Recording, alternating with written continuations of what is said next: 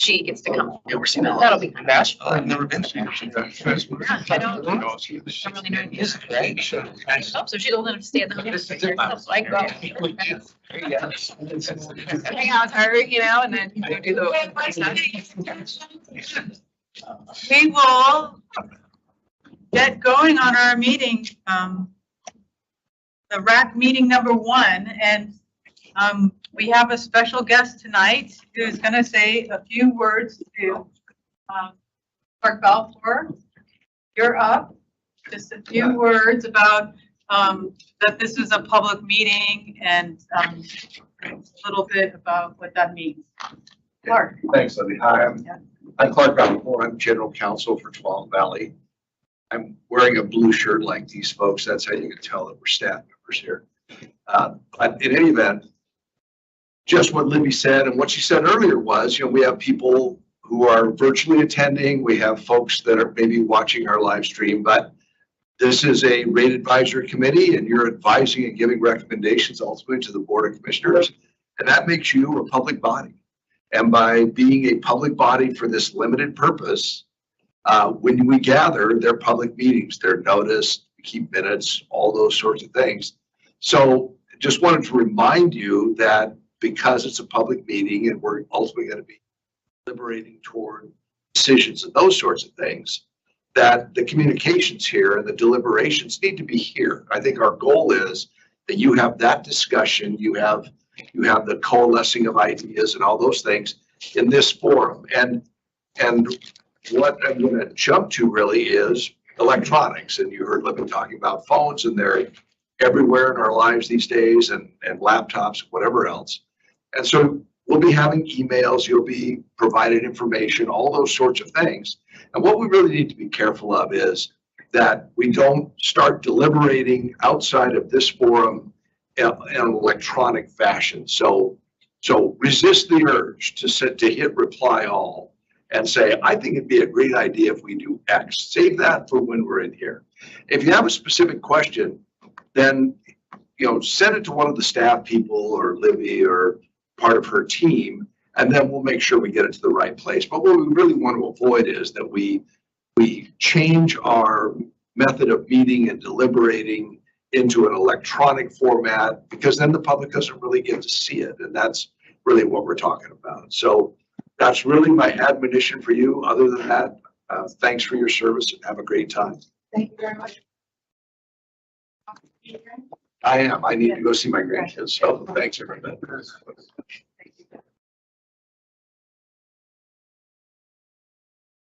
Are ready to go. Tom, I'm turning it over to you. I'm Tom Hickman. I'm the CEO for Tualatin Valley Water District. And I want to thank all of you for participating in this, and we welcome you. We have one of our Board of Commissioners here tonight. Another one will be joining us shortly.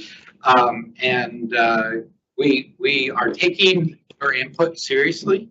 This is something that is very important to us in trying to understand the rate affordability issue, the balance that you're going to hear tonight about what portion of our rate needs to be fixed versus what part is variable.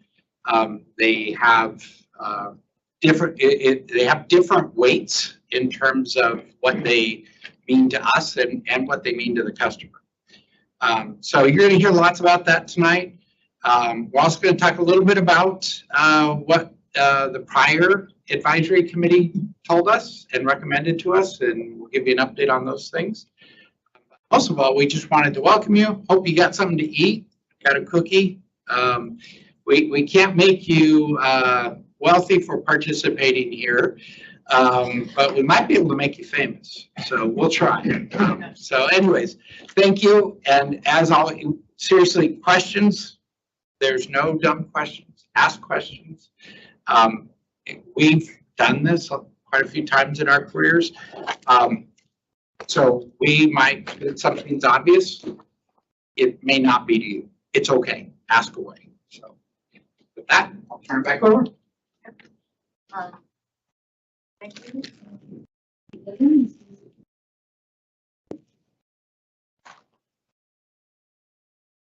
I'd like to welcome you all tonight.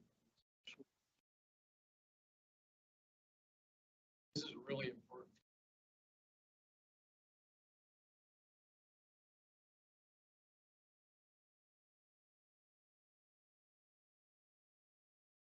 I only got bits and pieces. Sure, that has a similar name to mine.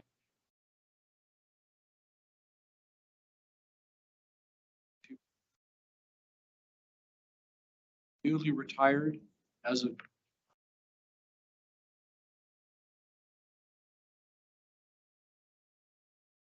previously was.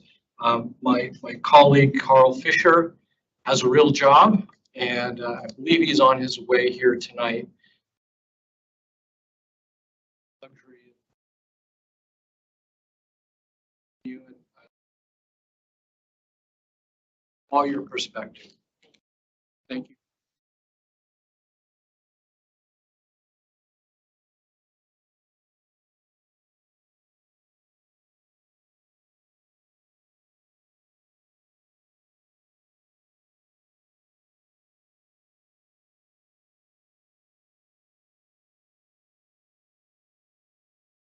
So the agenda tonight is we're going to do an overview, a short overview of the RAC assignments and schedule. We are going to do who's in the room polling. I know that should be interesting and fun. And then we're going to go around the room and do roundtable introductions.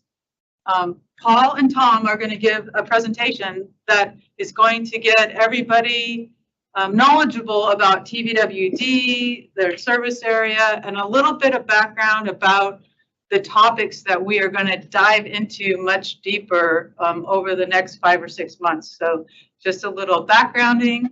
And then Jason from FCS Group is going to talk about our primer for our very first topic, which is customer assistance program. So, and with that, we have time for public comment, 10 minutes at the end, and then we'll adjourn at 8 o'clock. So I always say that's my promise to everybody in this room, is that we really will adjourn at 8 o'clock. So everybody can go home and enjoy the rest of their evening.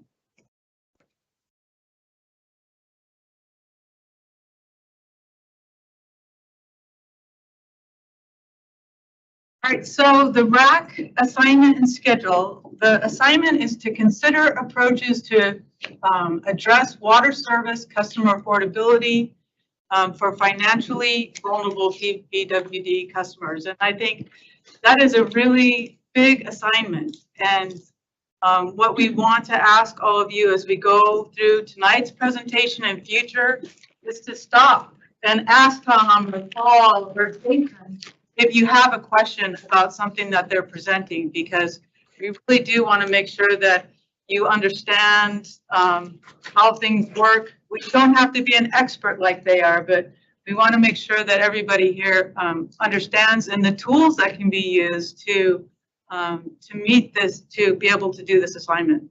So we have meetings are scheduled, 5 meetings are scheduled, but we have a 6th meeting available at the end. If we get to the 5th meeting and we're finalizing our policy questions and we feel like we just need more time. So we want to make sure that people don't feel rushed and that you have the information you need, and that there's time. The Board of Commissioners is very interested in hearing from all of you about these topics.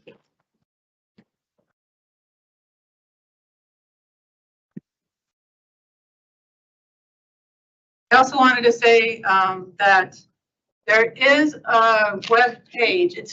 We're still trying to finalize it, but it is up. It's tvwd.org 2020 RAC, and that's where we're going to post meeting agendas, meeting summaries, PowerPoint presentations, and you'll get an email from Andrea with materials. But if you're up late at night and say, well, I really wish I could see Paul's financial presentation from the first meeting, you can go there, get it. Okay, so let's try polling. So you all on your phone should see this question pop up. What is your ideal breakfast?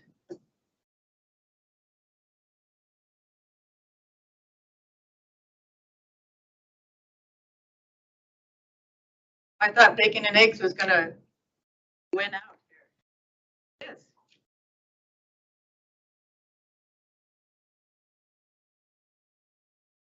Everybody, this is the test question, so did it work for anybody? I having don't- trouble? Sorry, I don't have it.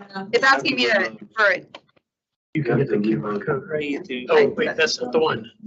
That's the one I use. I think we. Try that. Yeah, okay. Thank you. Backslash click.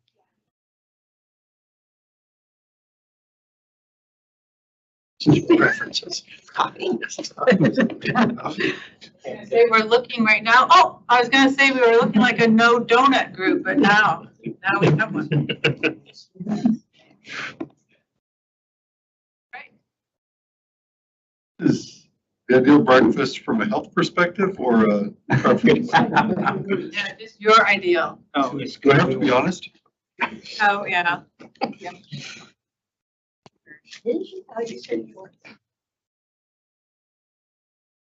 That's part we're allowed.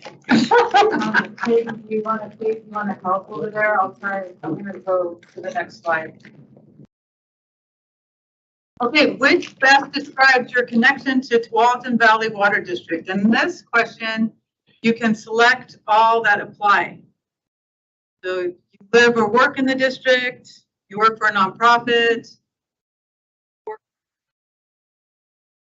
economy, and you drink the water.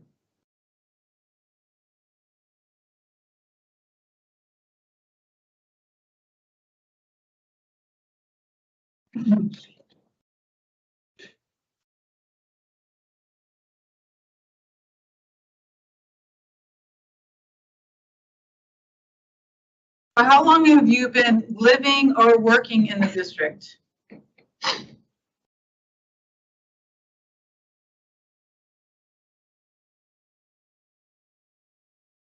Is that different than 20 plus? Definitely 20 plus. That's, this is a nice grouping of people who are, newer to the area, so less than 5 years, and, 20 years or longer. So that's a good representation for length of stay. And nobody said I can't recall, so that's also a good sign. And then this question is, we're interested in knowing how much interaction you've had with TVWD.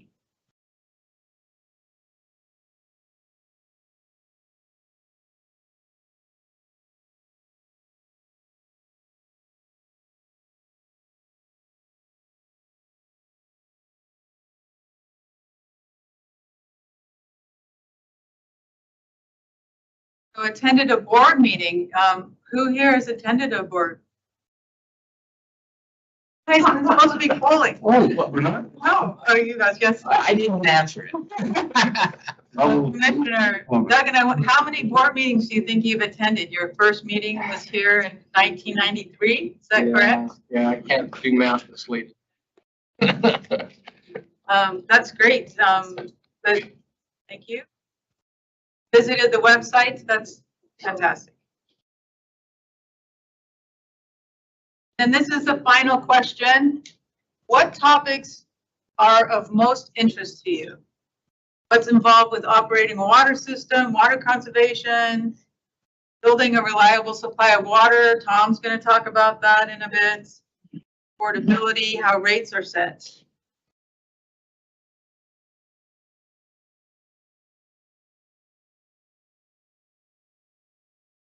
I would say this is looking like a really interesting day for Paul and Jason, who work on rate setting. That's probably the first time in your life that anybody said that was the most interesting thing that.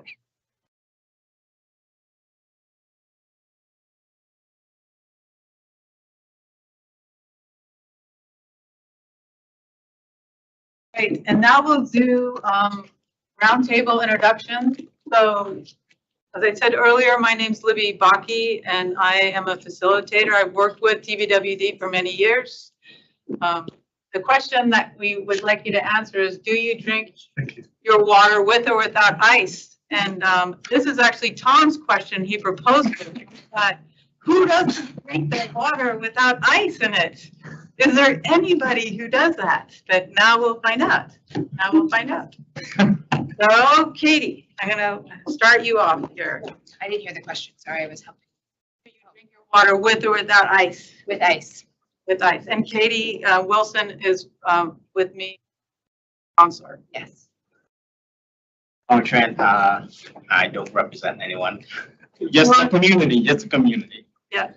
I drink water without. Yeah, and I should want to say, when you say you represent the community, that's a lot. It's not just, that is really important. Absolutely. That is very important, yeah. Hi, Jessie Dillon. I do not prefer ice. And I prefer room temperature water. Oh, that's great, yeah. And I'm a customer. I have service at my house. So, customer, and I prefer it with ice. I'm Todd Spade. I'm from Community Action of Washington County. And I drink lots of the cans of sparkling water, no ice. I'm Erin Walsh. I am a community member and I drink lots of ice. Okay. I'm Kyle Walker. I'm a customer, and I do a little bit of both with and without ice, but primarily without. All right, thank you. Chris Brown, I'm a customer. I'm about 2 miles south of the office, so in this area. Okay. And I do not use ice in my water. Carlos Ramon, and I eat and drink with ice. Yeah, thank you. I'm Steve Marks, and I'm a community member, and I use ice with my water. Boom, boom, customer, and no way, ice is cold. Chai Secha, I'm also a customer as well. And Sarah Monologue, residential customer, and I actually. Zach Lindahl. I'm with the Washington County Chamber of Commerce, and I prefer it with ice. I'm Tasana, and I'm here representing.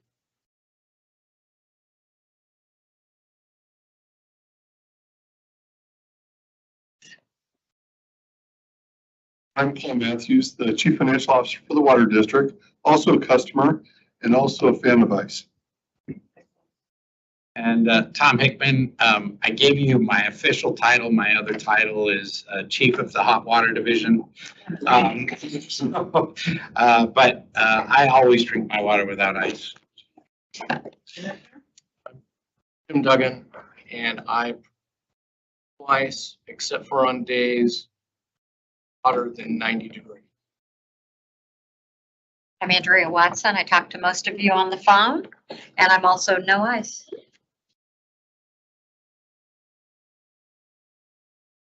Watson, I talked to most of you on the phone, and I'm also no ice.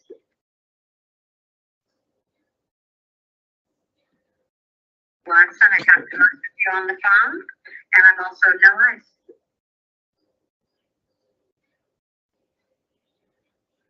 Watson, I talked to most of you on the phone, and I'm also no ice. We just need to talk over it. Okay, I see.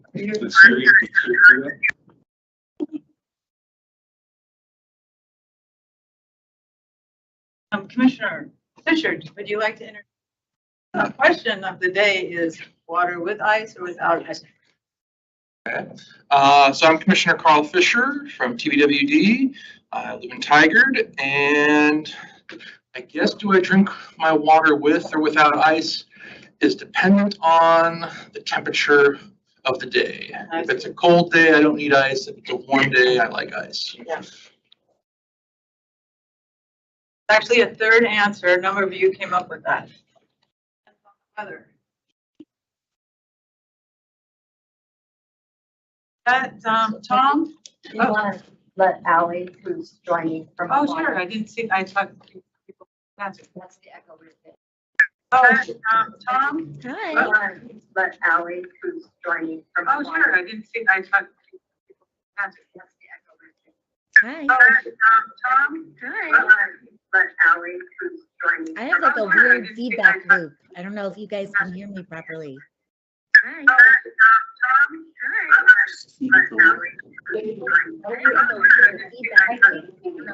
Libby, this is Jenna. I wanted to let you know that we have a weird feedback loop happening for Allison. Libby, this is Jenna. I wanted to let you know that we have a weird feedback loop happening for Allison. Libby, this is Jenna. I wanted to let you know that we have a weird feedback loop happening for Allison. Libby.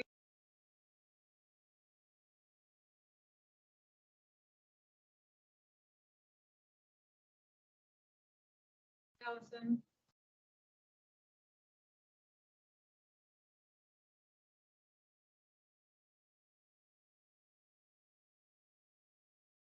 Andrew, what do you have in the chat?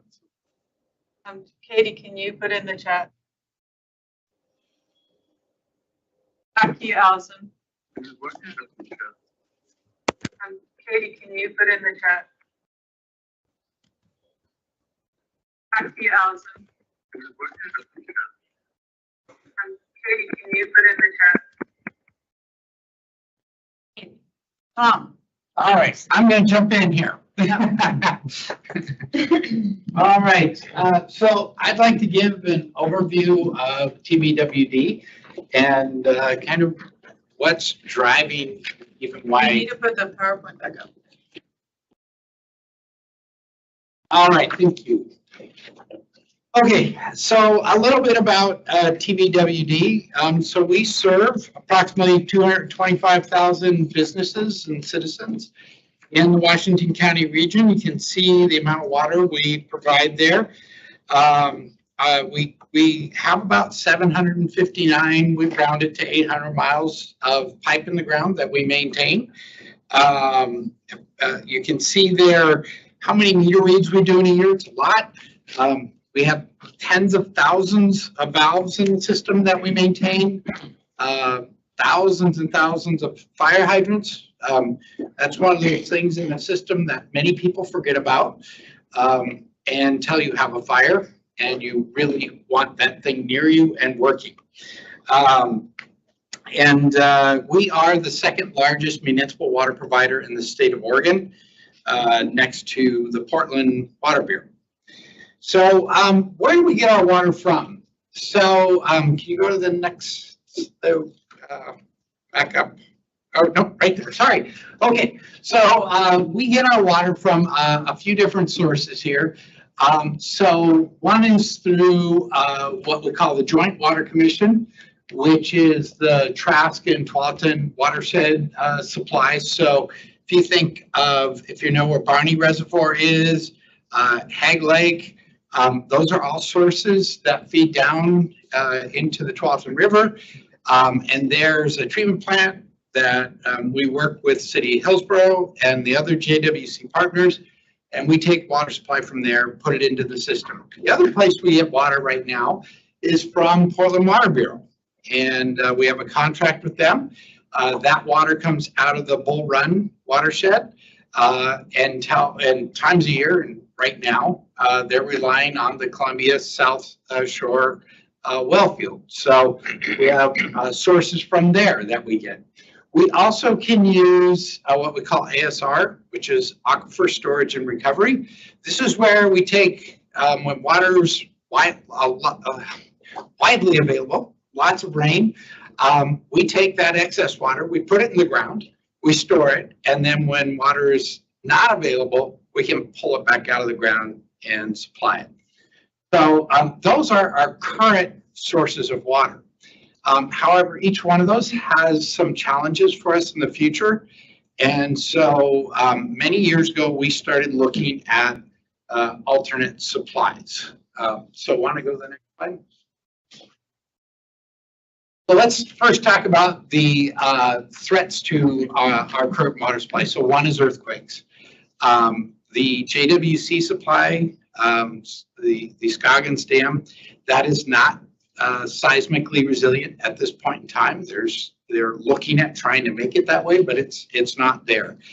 The Bull Run supply, it also is not a seismically reliable supply for us. So that's a bit concerning to us. Drought is always an ongoing supply issue to our water supply, tied with climate change, right? We're seeing the timing of flows into our watershed is changing, and the amount of flow into the watershed is changing. So it's less predictable than what it used to be. Trying to plan for that, it's a threat. And then power outages and fires, those often go hand in hand. That's also a threat to our supply. So with these threats, we're always trying to figure out, how do we mitigate? What do we do? Because the reality is our businesses, you all expect that water to come out of your tap. And frankly, you could all probably tolerate being without running water for a couple hours and be upset. A larger business who runs maybe 24 hours a day, 7 days a week, they go without water supply and the economic impact is massive. So it's a big issue that we address these concerns. Next slide, please. We do currently have multiple sources. I mentioned some of them. We currently can get river water from the Trask, as I mentioned. We have the reservoirs. Barney Reservoir is our primary reservoir. And then the aqua storage and recovery I mentioned. But at the regional partnerships, what I'm talking about there is the Joint Water Commission. So that's us, Hillsborough, Forest Grove, Beaverton. Is there anyone else at the table I'm missing? So we all partner together for the Joint Water Commission. And then another one that doesn't get talked about a lot is actually water conservation, right? When things get tight, it's another source of supply for us. Reduce how much we're taking. And that's actually a national trend we can talk about later. But we're seeing less and less water use on a per capita basis. Just to give you some idea on that, when I began my career, we used to use planning numbers of 120 gallons per person per day is what they told us to design around. Now that number is probably around 60, almost half, 60 to 65. So it's come down quite a bit over the last 30 years. Next slide. So this is our project to address many of those issues and concerns that we. This is a project that began actually in the 70s, and the district secured water rights off the Willamette River, and then began the long process of trying to develop partnerships and how do we pay for it, ultimately it led us to 2011, where this project was evaluated against a number of others, and this came out to be the project of choice for a number of reasons. And what this project is it starts out down in Wilsonville with a new water intake facility. We've pretty much completed construction on that new facility, and then about 30 miles of pipeline. So you can see the pipelines there.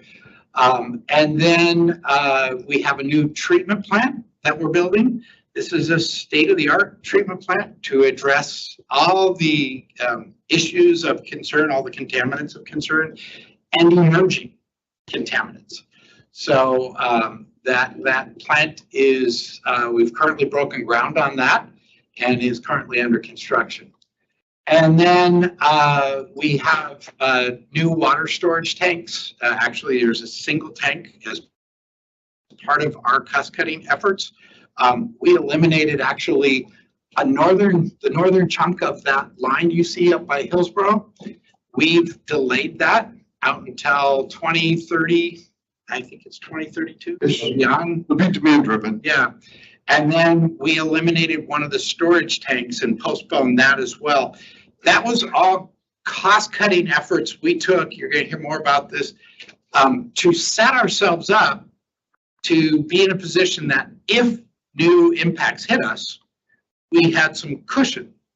You're going to hear later that didn't even come close to covering what happened in the last year. So this is what we're doing. This will be seismic. This is all seismically designed. It's seismically resilient. It will be the seismically resilient supply for the region once it's completed. This is the backbone, right? There's still all of the existing, the 800 miles of pipe that I talked about. There's a lot of that pipe that is still has some fragility to it. Some of it does. That after a large seismic event, we would see some of that fail that we'd have to get out and fix that could disrupt supply. But the major backbone supply is designed to withstand a significant seismic event that we would expect from a Cascadia event. It also gives us a much more robust supply off the Willamette than what we currently have.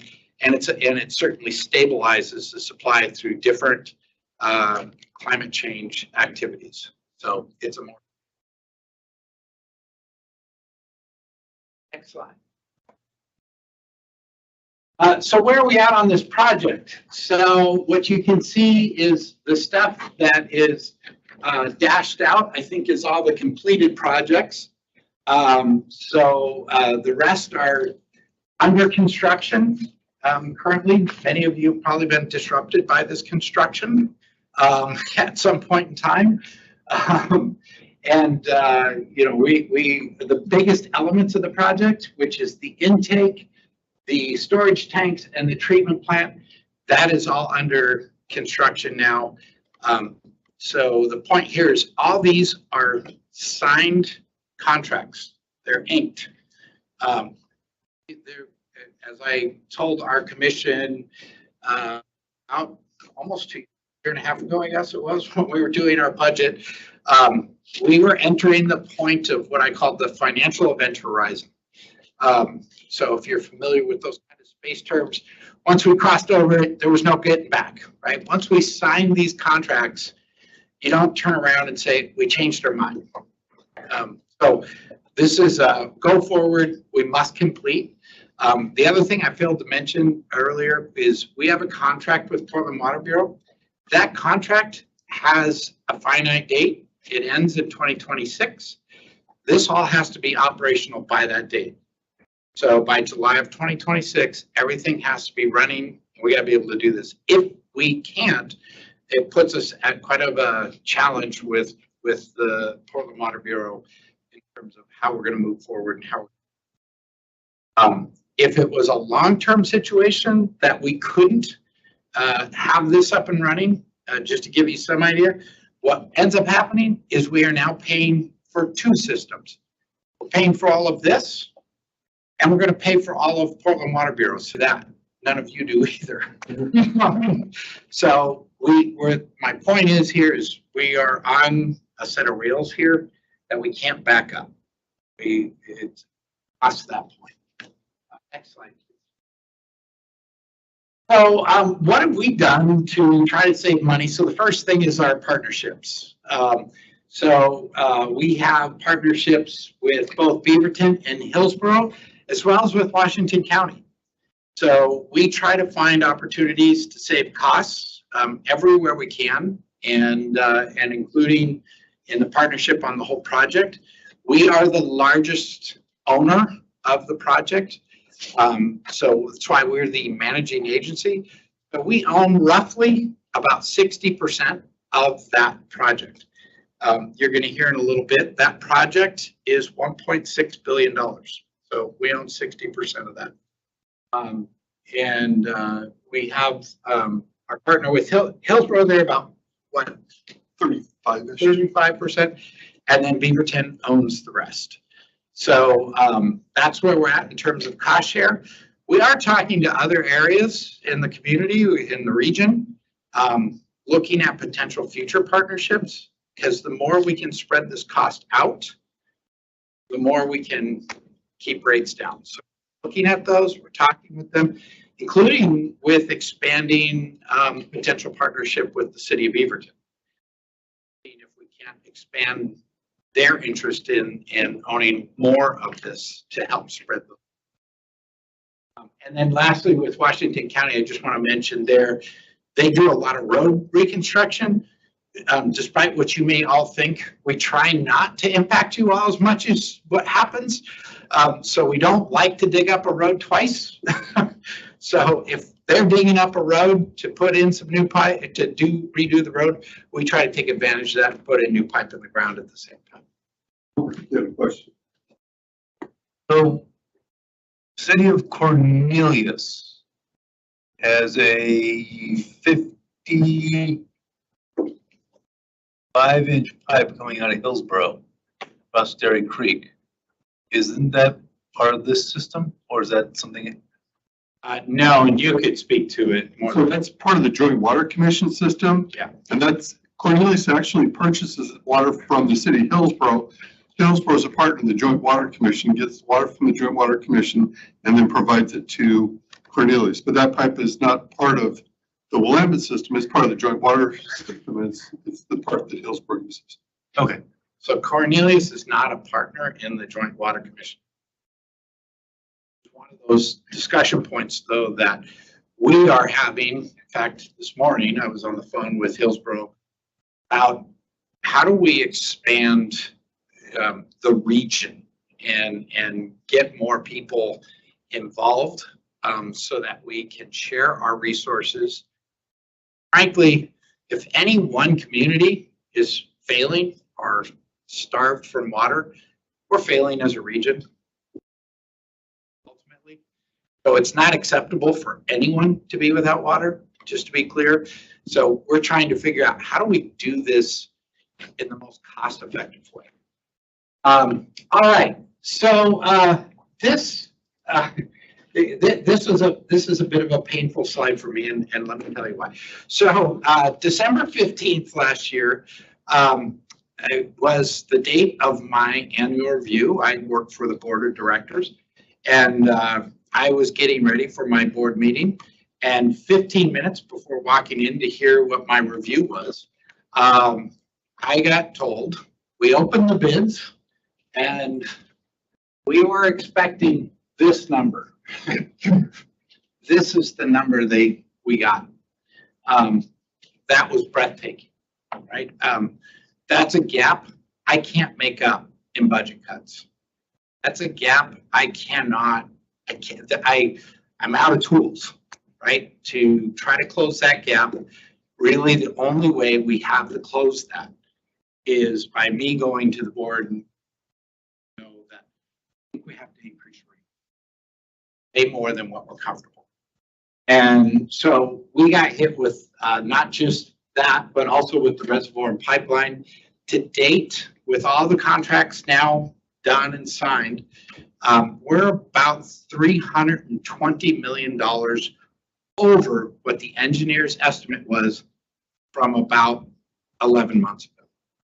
So in a span of just a few months, we watched the prices absolutely skyrocket, and none of us could predict it. We thought we had, as I told you earlier. Before that happened, we had made a lot of cuts. Internally to the district, we'd made a lot of cuts. We'd made a lot of cuts to the project that I just laid out, thinking that we had bought ourselves some capacity so that in the event we saw increases, we could cover those. We weren't even close. This dwarfed those cuts that we had made. And I can tell you, the cuts that we made were in the tens and tens of millions, and they were hard and painful and upsetting. And we thought, "Phew, okay, well, at least we're through that." And then this hit right on the heels. So it's been a tough road ever since. I do want to say that we analyzed these cost increases carefully to understand what, was this just a bad bid, that kind of thing. These were competitively bid. When we dug into the bids, all the bids were very similar. So we didn't have a bid that was way out of line with other bids, which tells us that the bid was accurate. We also looked to see if there was some kind of price gouging, collusion, any of that kind of stuff. There wasn't. This was all tied to the labor market, inflationary costs associated with supply chain issues, fuel costs. All of that hit the project at the same time. Next slide. I thank you for the reminder. So, we actually compared across the country, and what we found was nationally, projects were seeing 40–60% increases from what their estimates were. So again, unfortunately, we had company. Frankly, if we didn't, actually it'd make it a little easier, because when I go to the state and feds and asking for help, if it was just us, be more likely to get money. Unfortunately, I'm in a long line of people that are also trying to get money. Yes, Todd. I'm just curious about what went into the estimates, and what were the troubles sort of foreseeing some of these issues that I guess, like you said, it sort of happened to everybody. Maybe it was just kind of a timing thing, but. If you think back to kind of October, November, a year ago, right? We were at a wonky part of COVID. We weren't really sure whether we were coming out or going in with that, but we were all hoping for the end at that point in time. So there were impacts as a result of COVID. There was a lot of uncertainty as part of that we weren't sure, was this kind of an anomaly as a result of COVID, or was there longer term issues going on? And we started to see the inflationary things happening. That time, I recall we were thinking it was 5–6% inflation, and that was making us like, is this a 1 month deal? Is this a 4 or 6 month deal? It can't be. It won't be that bad. Well, here we are. We're almost a year down the road, and 5 or 6% right now, we'd be thankful, right? We're still, I don't know, what are we running now? 8? Yeah. Over 8. Over 8. Can I just add to that? I think your question might be the original cost estimates. Was there something defective with them? Were you asking that?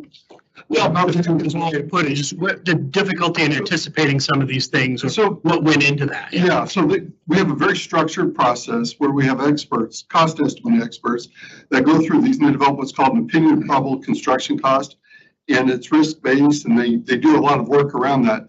Interestingly enough, up until about this time, we were coming in with the bids right at the engineer estimates. The OPCCs, as we call them, were right there where the bids were. And then right after COVID, when we started to see the disruption, it just took off. And it's labor, skilled labor is incredibly difficult for our contractors to find. There was a lot of construction that's pent up.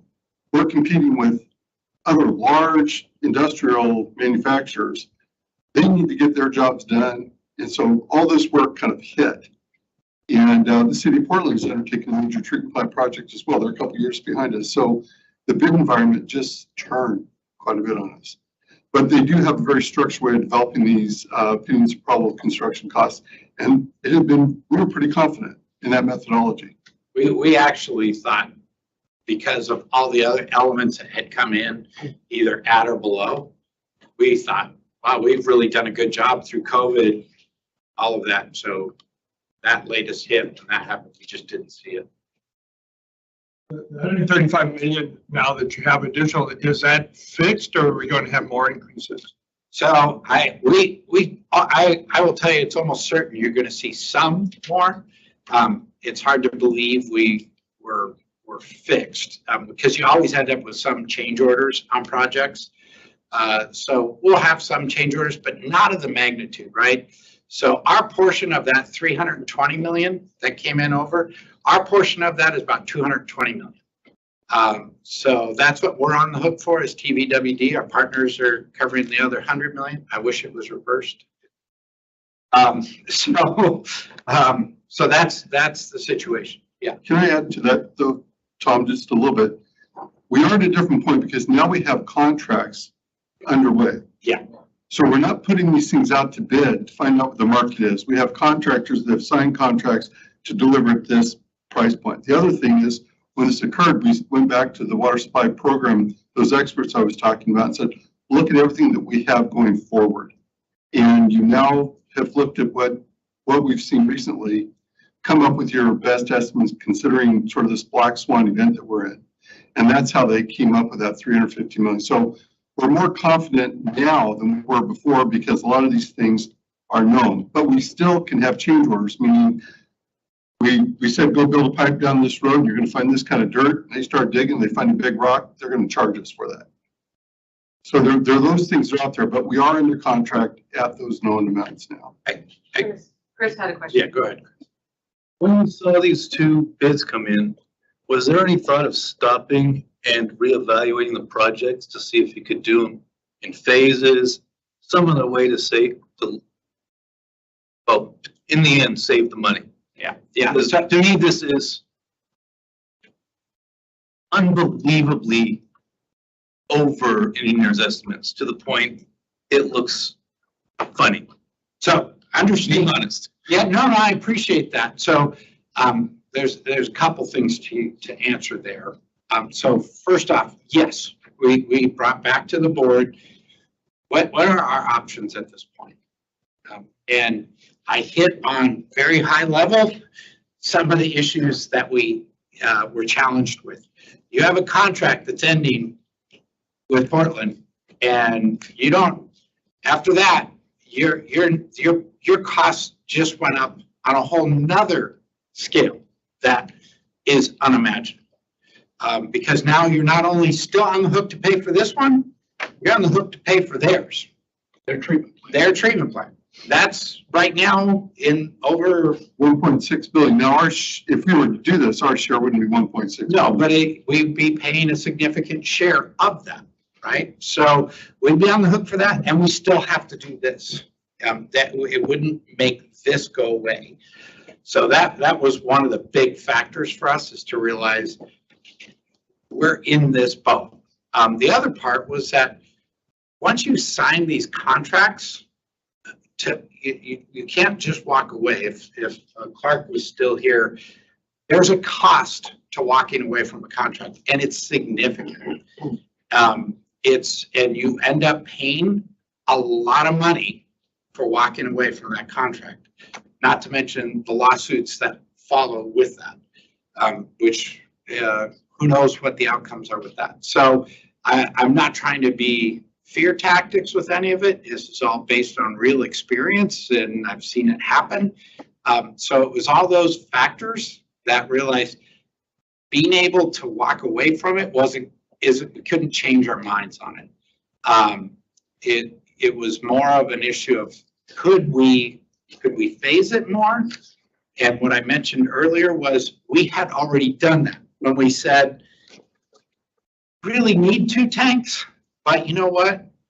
We can go 5 or 10 years without a second tank. Eliminate the tank. Do we really need that last, 4 miles of pipe? It'd be really good to have. We need it. But you know what? We can make it till 2030 something before we do it. So we had already made those kinds of decisions to phase the project as much as possible. We were out of tools. There were no more tools left. I was just, because I work on a lot of water projects in the region. It was not just TVW. across the United States.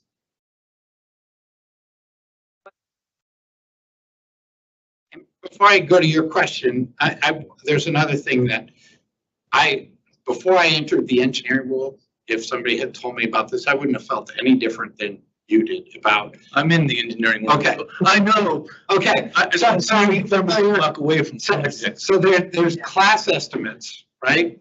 Do one time. Right. So when you do a class estimate, estimation on this, there's class 5, class on down to class 1. If you actually look on a percentage basis for this project, this isn't out of line with those estimates. It's within that margin. So as much as it's a very big number in terms of a percentage basis, it's actually within the margin of what you could expect to see. It's on the high end, but it's within that margin of what you could expect to see. We just hadn't seen it till that point. So that was the first time where we got that dot that spiked on the curve, but it still was within what we call that cone of estimation. So do we have any more questions before we Yeah, move on to fixed and variable? Yep. So to your point, you talk about if you're kind of stuck, you need water, costs are costs, so you grow your top line, expanding your revenue base. So how do you see that when you talk about the region? How big could Valley become? Increase your revenue. Well, depending upon what other entities decide to do, we could become quite big. You could start thinking about one of the things that I have talked about in the region, the idea of a regional water authority.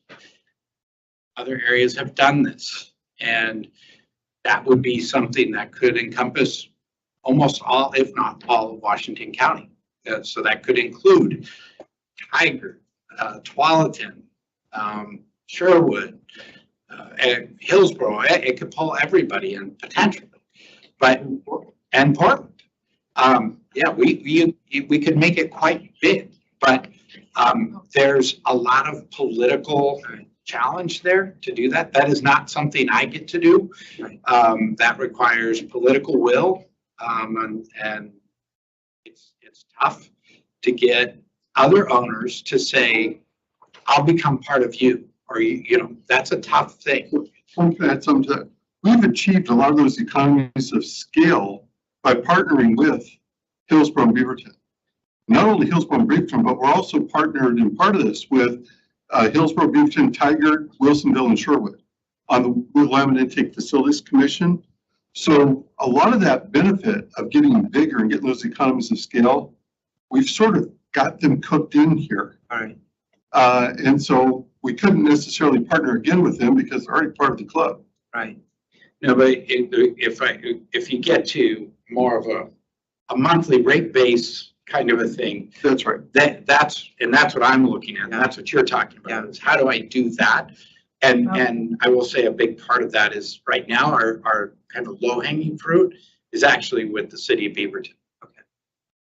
I was just going to comment from a consumer's perspective and a resident and everything else. It's a shocker to get $8.81 additional starting November 1.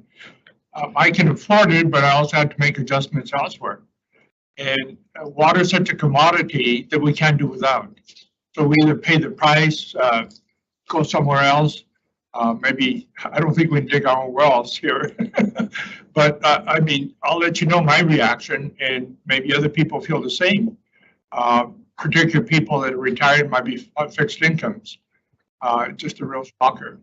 But we can't do without. But I am learning to conserve more so that maybe somehow I can save something more. Wow. You segued beautifully for me. That's what I'll talk about that. And Lady was about to give me the hook. So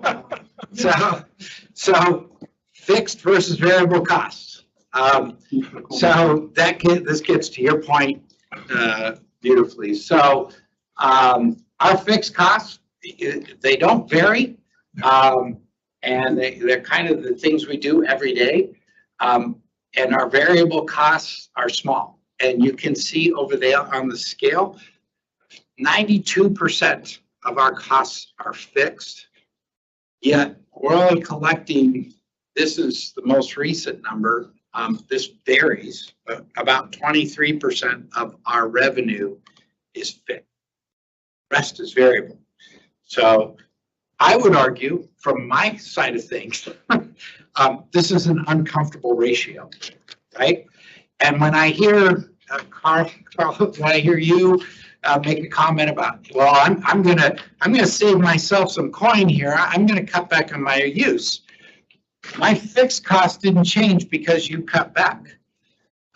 So all I did now is shift my uncertainty in what my revenue is going to be.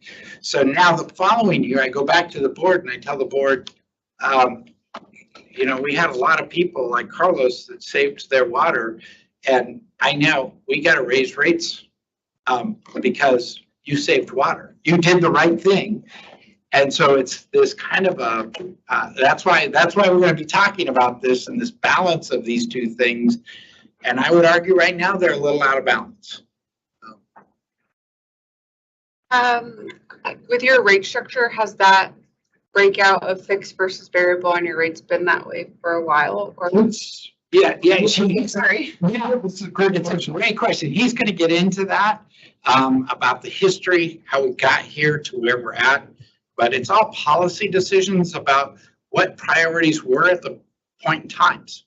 And when you want to send a very, very strong water conservation message, this is it. I want that. That tells me it pays me to save water. But what's happening right now for us with this project, our loan payments for this project, those are fixed. So that's the challenge I have. I've got more fixed costs with a high variable of uncertainty. Quick clarification, I take it then you don't have some type of decoupling mechanism, like rate mechanism? I would look up, yeah. No, and so I'm here with Northwest Natural, so we don't have, the water business is the most capital intensive, utilities are the most capital intensive sector. Yes. We're the most capital intensive industry within the utility sector because we don't have, we've got 8.1%, there's no purchased gas in here. And basically that 8.1% is chemicals and power and some of our variable cost out of the JWC. Okay. So that's why our structure's so. So that's what I was just going to say is that so much of our costs, it doesn't change by the amount of water we deliver. If that was the deal, man, we'd be screaming for conservation. That's not the deal. The cost of putting in that pipe and paying for that pipe, the cost of maintaining the system, valves, maintaining all that stuff, it's.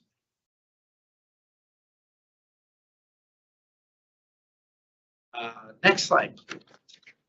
Oh, yeah. We're the only utility that the product is intended for you. Physically consumed as opposed to. I do say, and I'm probably jumping. One of the things that I try to put this in perspective for everybody. There is no other natural resource delivered to you, to your home, on demand, 24/7, at a rate that right now is probably about somewhere in the neighborhood of 1.2 cents per gallon. That's what you're paying. When we're all said and done, this will be somewhere around 2 cents a gallon. That's a pretty remarkable rate to get a natural resource delivered to you. Think about your cost of fuel, your cost of milk, your cost, what you're paying on a gallon basis there. This is a pretty good deal from that perspective. It doesn't make it so that everybody can afford it. That's why we're here.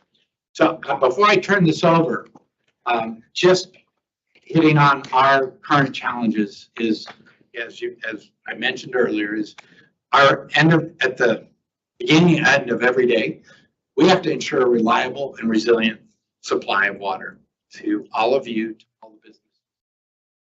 Our businesses, the backbone of this community, this region, and frankly, the backbone of the state. from a tax-based perspective, all built on having a reliable water supply.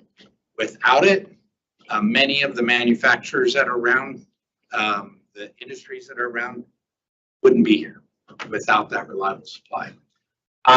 We are aware that we have customers that can afford these costs. They can absorb them. That's not necessarily who we're worried about. We're very concerned about those on the lower portion that are already struggling. And this isn't going to get better. We're going to see more increases before we're said and done.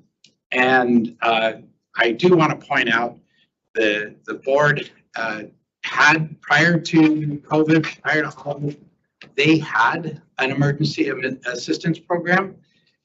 Prior to COVID, it was about $10,000 a year.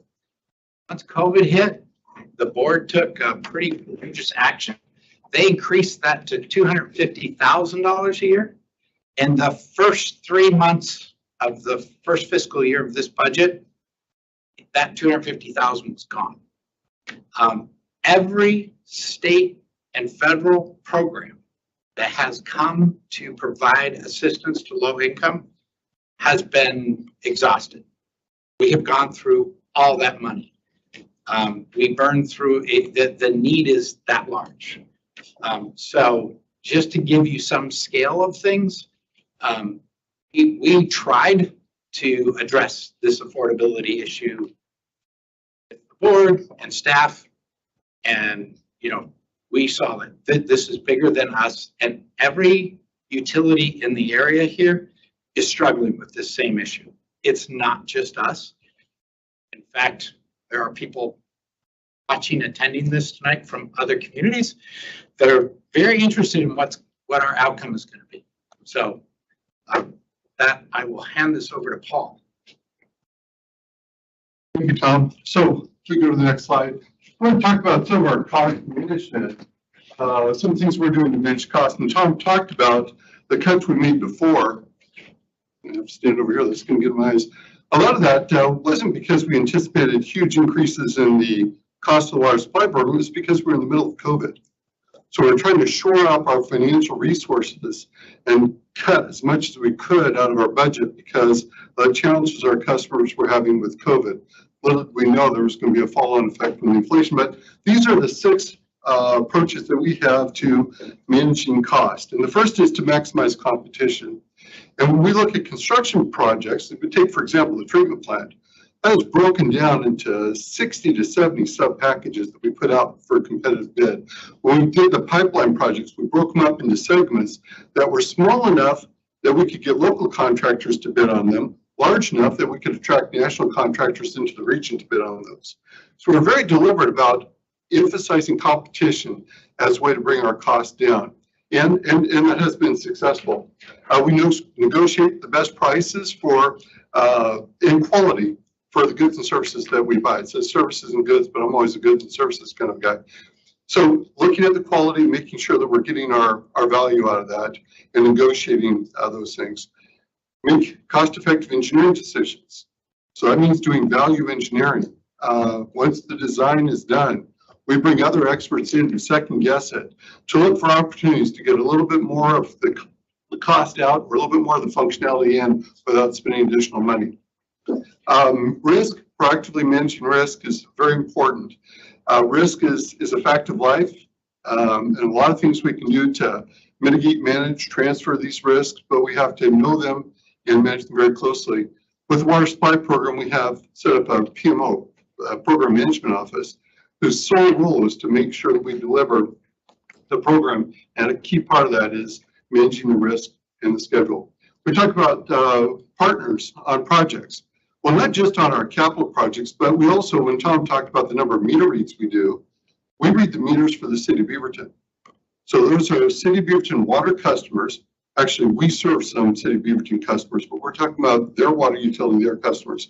We read those meters because we can get some economies of scale out of that, and we can spread our cost over a larger base. Partnerships are real important. Clean water services, a lot of you get a water bill from us, you'll see the sewer bill on that same piece of paper. So we're able to process that bill once, have a combined customer service operation, and get twice as much value from that one effort and share that burden with Clean Water Services. So it's an important part is to find those partnerships. The last one that we have here is rigorously manage all aspects of the major projects to stay on schedule. Schedule is what drives cost overruns. Schedule can kill you when you're managing a project. Managing the schedule is a necessary condition to have a successful project. So these are the 6 key ways that we manage cost on a project, and how we control those. I'm going to give just a couple examples of things that we did in this last biennium. I mentioned a lot of these were because we're in the COVID-19 pandemic. We're looking for ways to manage the impact we're having on customers. The first thing is we reduced our personnel services budget by 2.8%. We have a biennial budget, so that's over a 2-year period. Rather than those costs going up over a 2-year period, they actually went down by 2.8%. And I'll talk about a few other examples here in a bit of how we save some money. We deferred infrastructure projects. Tom talked about delaying the second reservoir. When we went through all of our capital outlays, we said, what can we delay? What can we push off? And I'll talk a little bit about our capital expenditures and how we're really at a peak here. So right now, anything that we can delay past 2030 really helps us on the financial side. So we deferred a lot of that. Again, that was in anticipation of dealing with the COVID-19 pandemic. And then the partnerships with other utilities, again, lower costs. That's a key thing, whether we're talking about capital projects or we're talking about our operating. So where are we now? We're coming under budget. What you see on this graph on the left-hand side, you see our operating budget. So these are operating expenses, not capital outlays. Operating expenses in millions of dollars. The dark blue line is the actual expense that we've had in the biennium. The dotted line is our budget of the biennium, and we actually look at that on a monthly basis. We forecast our spending on a monthly basis. So far, we're $10.8 million under budget on our expenditures. That's just focusing on the expenses to make sure that every expense has a very important purpose, and again, that it can't be deferred. Go to the next slide, please. I want to talk about three major other areas where, just as examples of where we're managing costs and trying to serve our customers. I want to give an example first out of our healthcare insurance. Like most employers, we have a cost associated with providing employee healthcare. And we've challenged ourselves in a way by buying a high deductible plan from our insurance carrier. And we self-insure for a portion of that between the deductible that our employees pay and the high deductible plan. And then we have a wellness plan here at TVW where we encourage our employees. We provide an incentive for them to manage their healthcare costs. And as a result of this, over the past 4 years, we've had an average annual decrease, not an increase, but a decrease of 1.9% on the premiums that we pay per employee. So it's not based on reducing the number of employees, it's actually the premium itself. We just got some good news earlier this month that going forward, starting January, it looks like we have an opportunity to actually reduce our healthcare cost by an additional 5%. We're really happy about this program, and it's a real savings for our customers, and it still provides the insurance that our employees need and their families. Talk about our WIFIA draw. I've talked about the expenses. This is on the revenue side. So we have a low interest loan with WIFIA, and we love our acronyms here. WIFIA and what's WIFIA? We'll talk about WIFIA. So WIFIA is a low interest loan from the EPA. It's called the Water Innovation and Finance, the Water Infrastructure Finance and Innovation Act. It was passed in 2014. It's a low interest loan program where we were able to close a loan with the WIFIA program at 1.35%. Now the program's got a lot of intricacies in it, but we were able to close that program and we were able to draw on that loan as needed to fund this program, the $388 million loan. When interest rates that we were able to earn on our fund balances were below 1.35%, we didn't draw on it. Well, as you probably have read in the news, interest rates have gone up quite a bit. We're able to take over $100 million out of that WIFIA loan, put it in U.S. Treasuries. So we're not out there doing any crazy stuff on the investment side. We're buying very secure U.S. Treasuries, and we're gonna bring in about $5 million of additional interest earnings that will again go right to saving our customers money. Can I just mention something there? Because this is one of those things that people don't see that we do. And that was in 2011, TBWD and Hillsborough lobbied and worked with Senator Merkley to get the WIFIA Act passed. That was designed and built by the very staff here at the time, and I was actually involved from another entity trying to lobby to get that done. It took years to get it done, but it was a big, big benefit. And in 2019, when I arrived and signed the WIFIA loan, we actually thought that was it. We thought we had closed all the gaps and we were there because it was such a significant savings to our customers when we got that WIFIA loan. And then in 2020, we were able to actually lower the interest rate by re-executing it from what I thought was a fabulous interest rate of 2.39 down to 1.35. They don't make loans like that anymore. We're holding on to that one for eternity. And then the last thing here is we are competing aggressively for federal and state assistance. And in fact, we've got commitments from Representative Bonamici for $1 million in the 2021 appropriations. We're still waiting to see what's going on with the $3 million appropriations that Representative Bonamici included in the House appropriations. That's kind of in the ether there because they want the continuing resolution, and we don't know how to work out, but we're watching that very carefully. Actually, Senators Wyden and Merkley put a $20 million request in for us, but that didn't go forward. But we're still competing aggressively to keep ourselves in front of them. And then the last one we have here is we're working with the state legislator right now, trying to get $75 million to help offset these. Are we going to get all these? No, obviously the $20 million, we're going to keep going back and pursuing that. We're not going to give up, but these things haven't all borne fruit yet. But literally, we're turning over every couch cushion looking for assistance for our customers. Now, I mentioned that we are in a major investment cycle. And this graph, some of you have seen this before if you've listened to the rate presentations.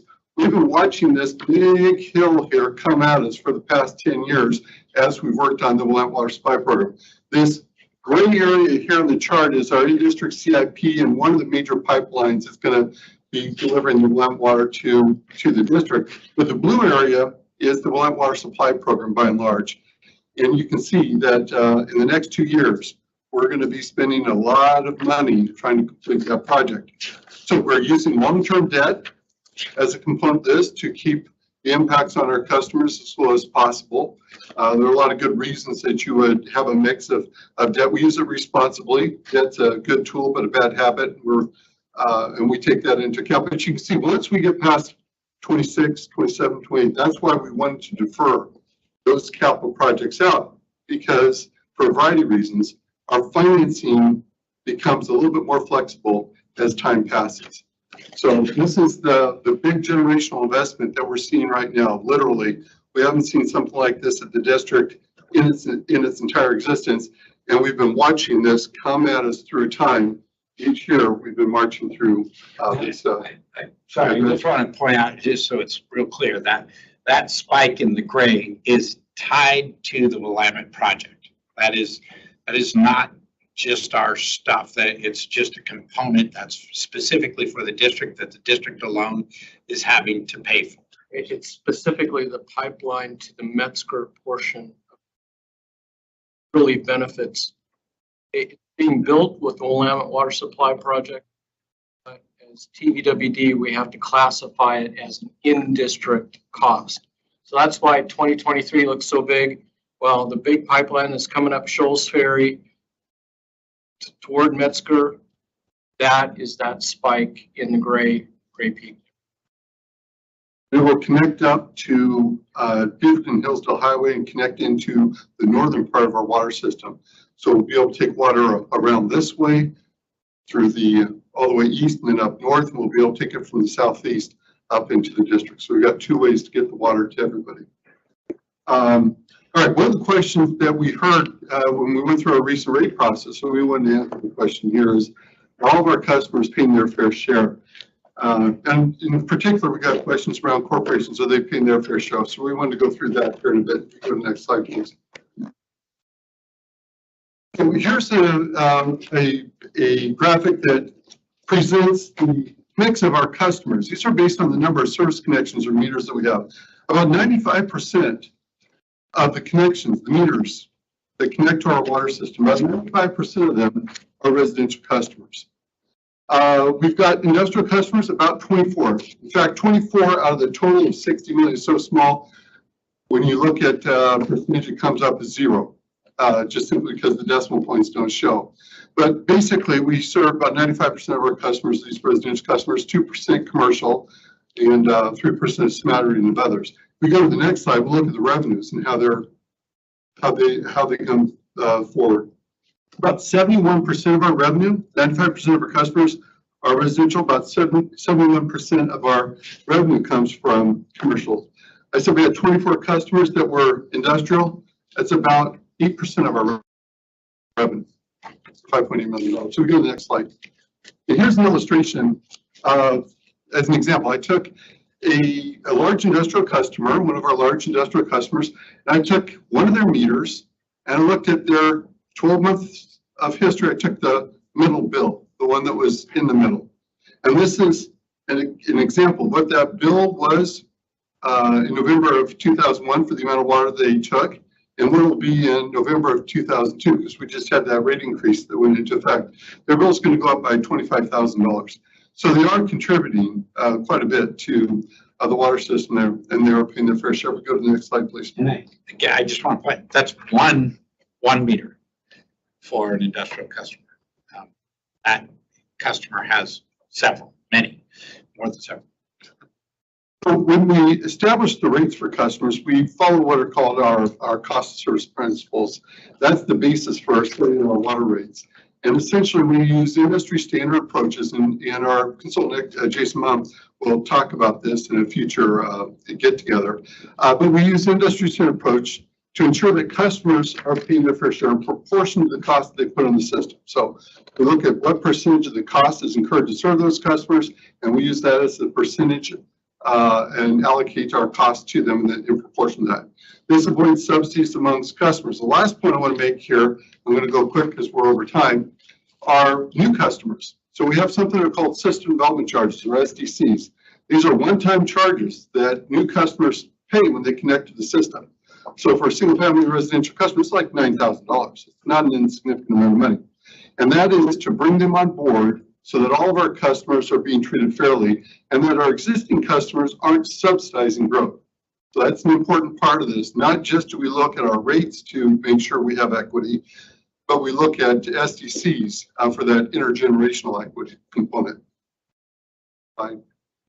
Take just a couple minutes to walk through how our bills are computed. So most of our customers, so if you're a customer, you probably get a bill every 2 months, bi-monthly customers. There's a fixed charge, which is based on the size of the meter. And that fixed charge, regardless of the amount of water used, it's a fixed amount. It's used to recover the cost of sending out the bill, managing the customer service relationship, maintaining the service in the meter itself, the services line that comes in from the street that connects to your house, and also a portion of our fire protection charges. So we actually have quite a bit of infrastructure invested to make sure that we can put 3,000 gallons of water through various hydrants anywhere in the district for up to 4 hours at a time, or 1,750 gallons, depending on the insurance requirement. That takes a lot of infrastructure. So we recover some of that cost through that fixed monthly charge as well. And then the volume charge is based on the amount of water used. We have a 2-block structure, where on the first block, below 28 CCF, you'll be paying $6.15 per CCF. And I need to apologize, CCF, 100 cubic feet, we love our TLAs, our 3-letter acronyms. This TLA, the CCF, how many engineers do we have in the room? It's their fault. Somebody designed a displacement meter and they wanted to do it in cubic feet. So this is 100 cubic feet of water. I don't know anybody who thinks about water as a cubic foot, but there are 100 cubic feet of water. That's how we sell it at CCF. And that is 740 gallons of water we deliver. In it, up to 28 CCF, you get at one rate. Beyond 28 CCF, you pay the higher rate. And why do we do that? It's so that customers, depending on how they peak on the system, they will pay more in proportion to the cost of serving them. For our non-residential customers, we use 140% of their average annual consumption as the basis for shifting between block 1 and block 2, which again is designed to keep us within that cost of service principle, so everybody's paying their fair share. How much water is 28 cc? Yes, Chris. Is the fixed cost include fire service to industrial and commercial customers? So yes, so let's talk.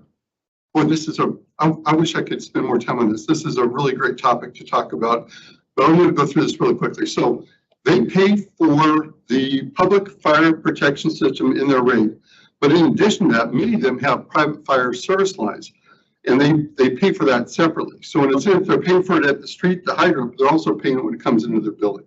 So it's designed to be fair. But a great question, though. And there's a lot of interesting parts to that that I'd love to go through. But trying to get back to what is a CCF of water and what is 28 CCF of water? Imagine that you have a fairly large swimming pool in your backyard that is 20 by 40 with an average depth of 3.5 feet. You can move that around, but that's 2,800 cubic feet, 28 CCF, about 21,000 gallons, about 87 tons of water. So we'll deliver up to 87 tons of water, 21,000 gallons at that block 1 rate before you get to block 2 rate over that 2-month period.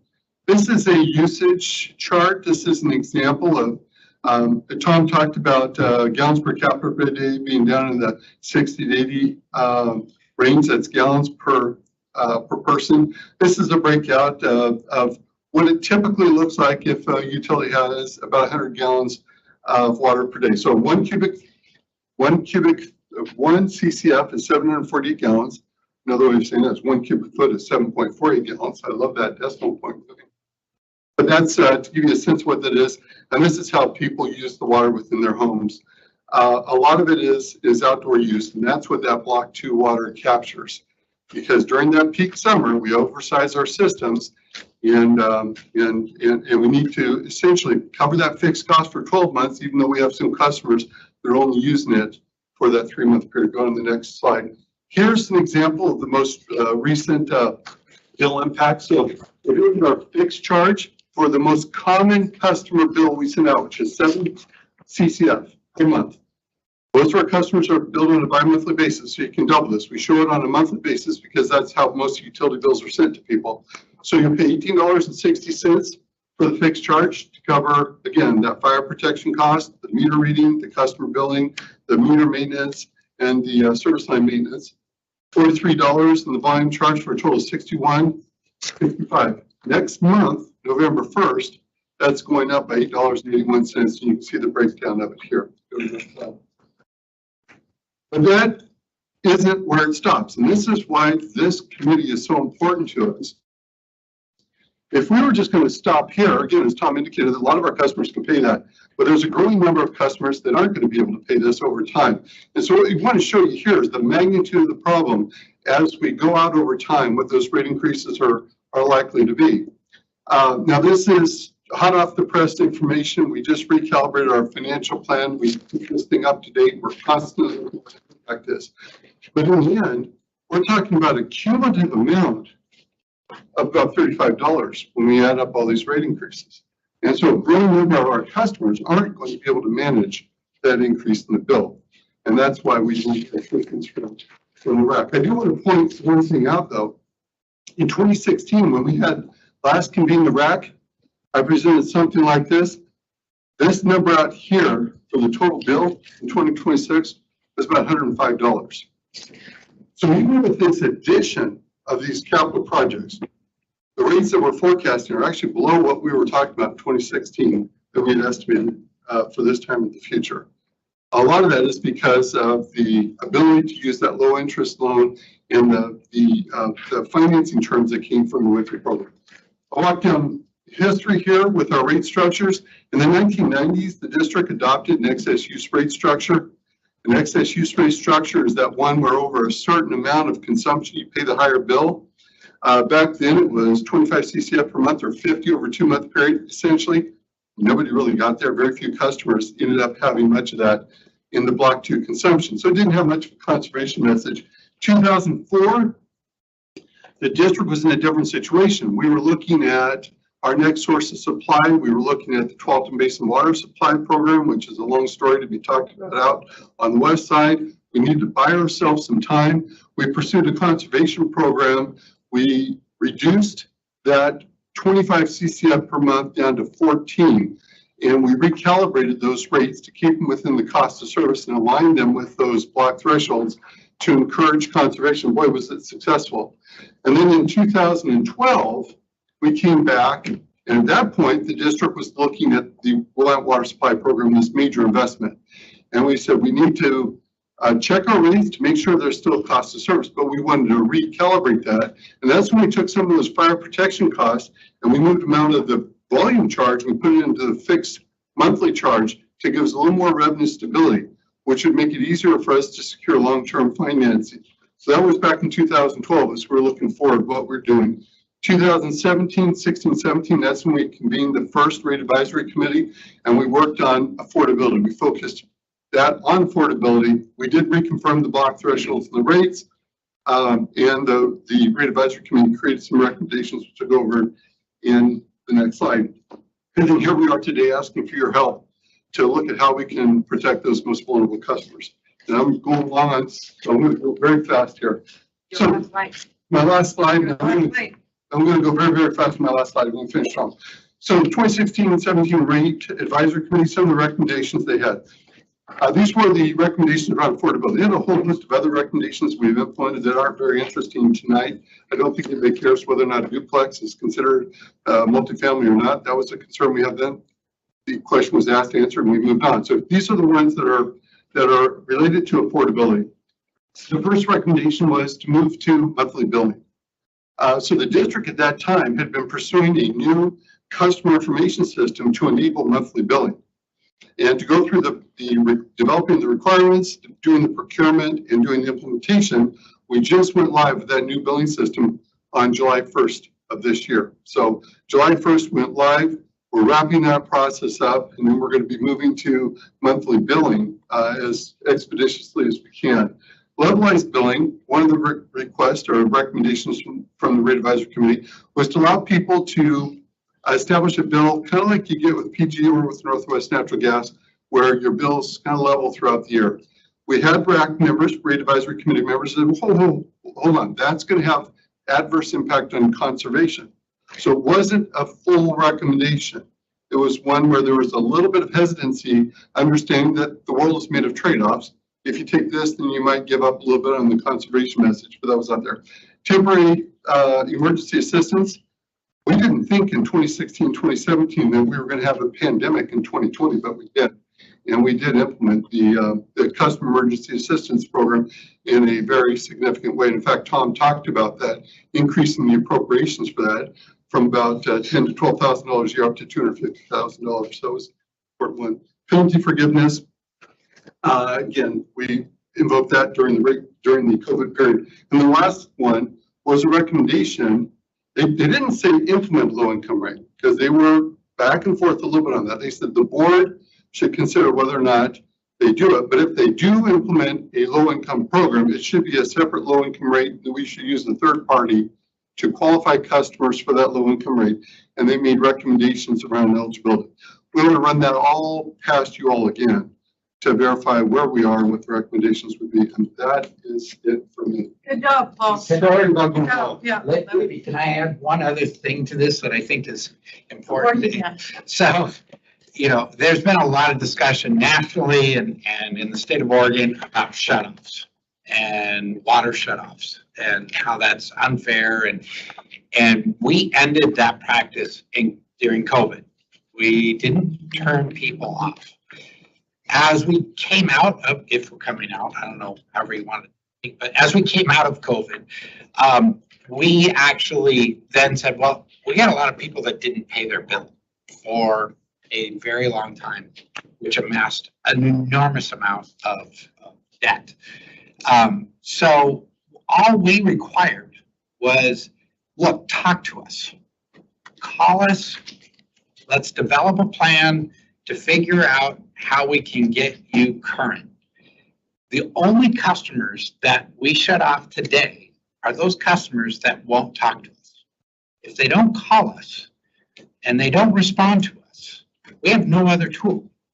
And so that's the ones that get shut-offs. It's not as it used to be. Once you missed essentially 4 months, we shut you off and you were off until you got current. We've been much more compassionate through COVID and that, but what we're finding is those people that couldn't afford it during COVID, they can't dig themselves out of the hole now. So they enter into an agreement with us and then they break the agreement. And then they enter into an agreement and they break the agreement because they just can't get there. So I just want to point that out, that that's also one of the concerns around affordability is we have people in that situation that we're trying to find ways to help them and we're lobbying state and federal sources to get them money. But so far, that money hasn't come through, hasn't been there. Well, what I wanted, because we were supposed to have a break at 7:10, so I just want to make sure we take a 5-minute break right now before we go back. If anybody wants water in the back or to use the restroom, and then we'll come right back at it. So 5 minutes. So at 7:35. You're welcome. You're welcome.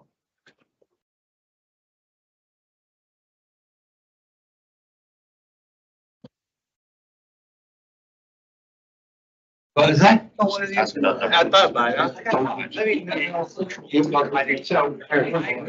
During COVID, we had about somewhere around 250 to 300 customers per month that would struggle to pay out of $60,000. That number shot to like 2,000. Fun to talk to on the phone. I don't really deal with her all. I don't know where that number's now. I was on the advisory committee. Live with the new CIS.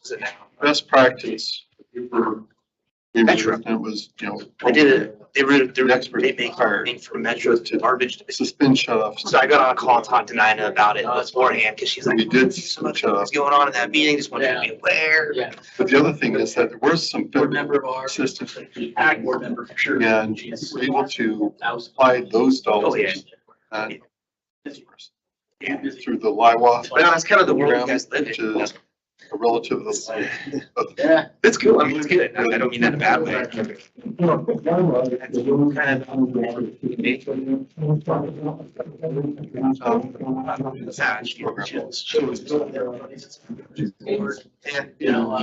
just ahead of us in all these.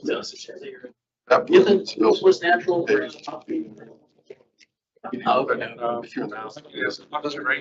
Federal dollar programs. I'm invited to use them. Tickets and it here the other.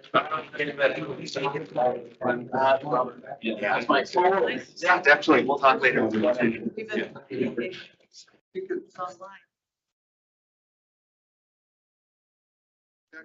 No. Resource center, he's from. Yes. Just up in the ground and so on. There you. Water, days I better water and it's just. that system. Well, yeah, unfortunately, it's. Into the. Oh, yeah. Well, my sister's living on the vehicle. And she's been staying there with her grandson, daughter and son-in-law. Right. The whole time she did. Right.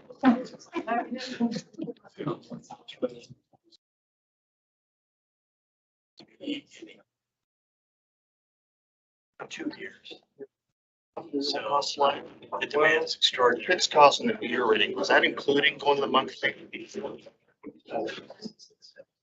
Not sure I understand the question. So the one slide they were showing, it's cost being expensive. Those meter readings. Yeah. So we got them. Starting in July. meters. Every month, you can go to a monthly billing And the methodology do be, and it's just like, we haven't figured out the best approach to do that. One of the. Yeah. The bill issue of two statements, right? The first one, they have the bill. That's customers because. I think it would. First one, The dollars that I had for like emergency assistance during the community. Sorry, too much. You mentioned the conversation. I don't understand why am I? So we have to think through that, or the solutions to. Actually, before we go on, let me start by saying, we have sort of like. Stimulation. That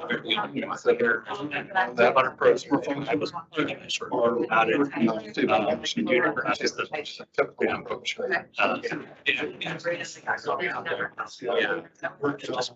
Yeah. It's, I think there's already spending 1,000. Yeah, when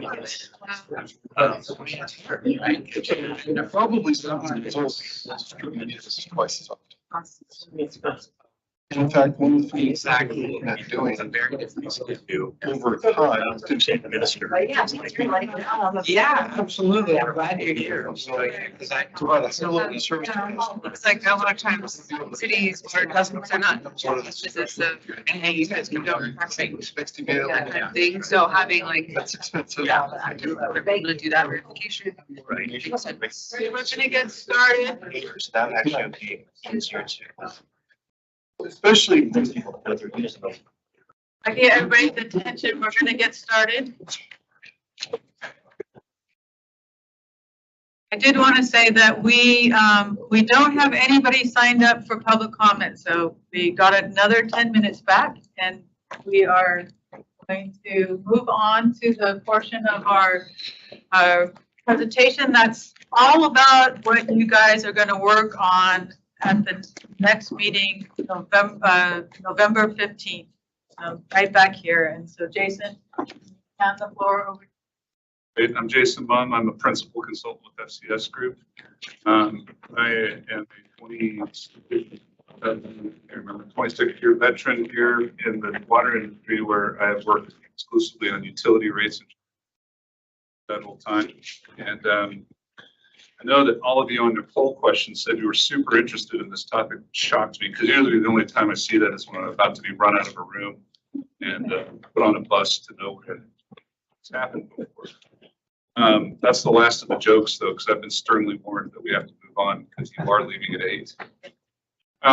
What we're going to do in the next 20 minutes or so is talk a little bit about what you have coming up, the challenges that you're facing here, the questions you're being asked by TVWD's commissioners on recommendations, specifically with this issue of assistance programs, or more broadly, the term affordability. Just so you know, affordability of water utilities is a national issue. It's probably one of the top 4 or 5 issues nationally. We have a State of the Water Industry report that comes out every year from the American Water Works Association, and for the last several years, affordability has been a top 5 issue. It's not like this community is going through something that nobody else in the nation is.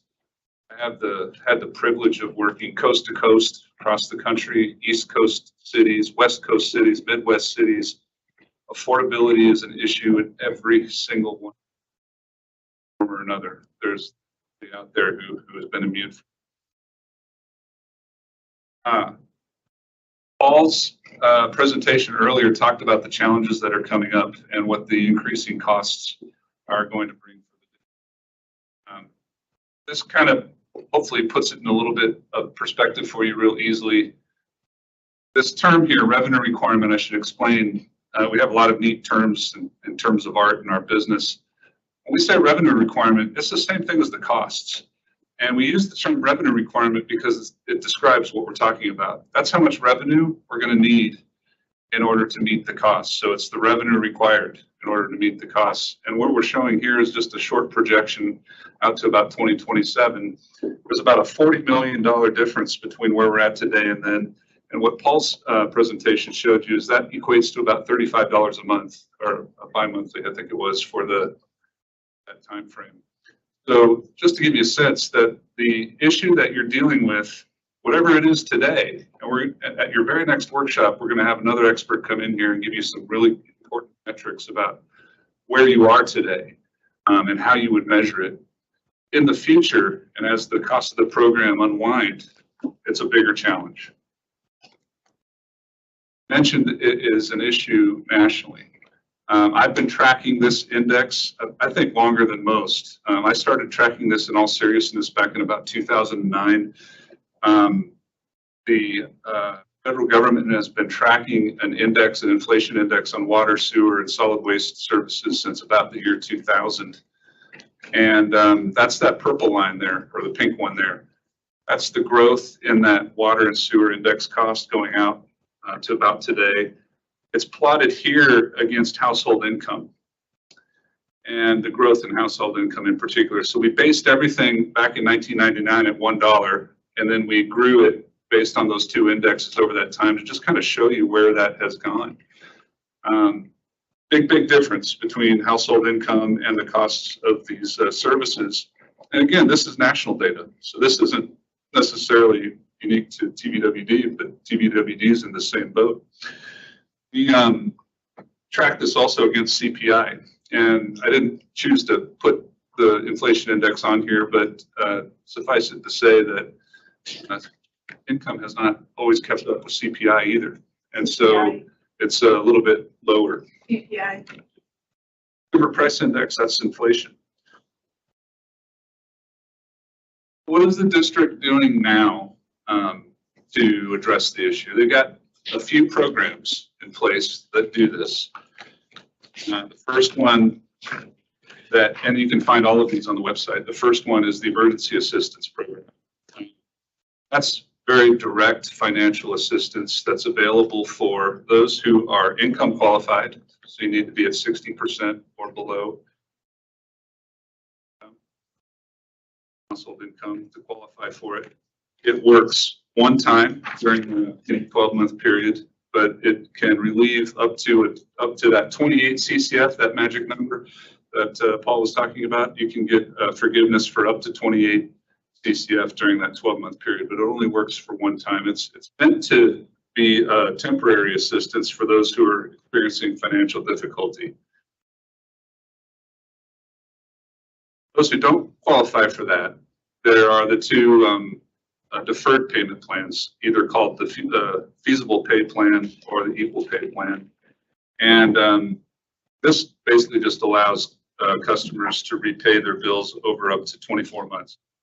Kind of differ a little bit in the way that they do that, but these are deferral programs. Get you into a little bit of the funding of these programs. I think Tom, during his presentation, told you about how the board has increased this funding significantly. Just to look at it historically first, and then we'll get to where we are right now. The funding for this program back in the 2015 through 17 budgeting time was about $20,000. So about $10,000 a year, just what Tom was saying earlier.